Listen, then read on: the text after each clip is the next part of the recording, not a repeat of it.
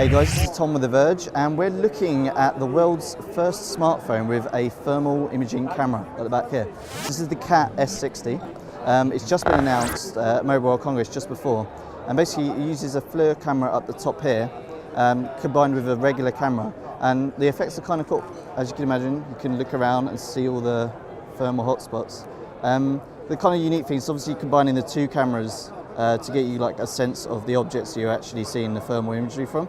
So I'll give you a good demo. So this is my hand and a table in front of me. And I'm going to put my hand down in front of it, and you'll still see the thermal print.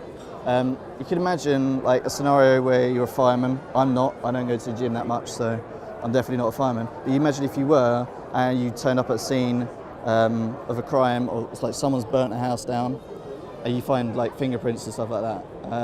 That's a good example. Or you're an electrician, you're checking out a fuse box, or even construction worker looking at like heat dissipating out of buildings, any sort of stuff like that. Obviously all the focuses at the moment are on the sort of business side of things. You can imagine in the future if these start to get built onto regular consumer phones, that you could do like AR stuff in games, which would kind of use the thermal camera. It could be kind of interesting to see where that goes.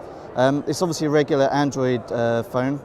It's got a Qualcomm Snapdragon 617 processor, 3 gig of RAM.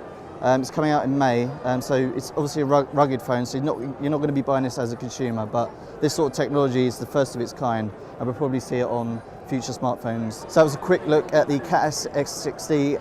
If you want to see more from Mobile World Congress, then subscribe to our YouTube channel at youtube.com/The Verge.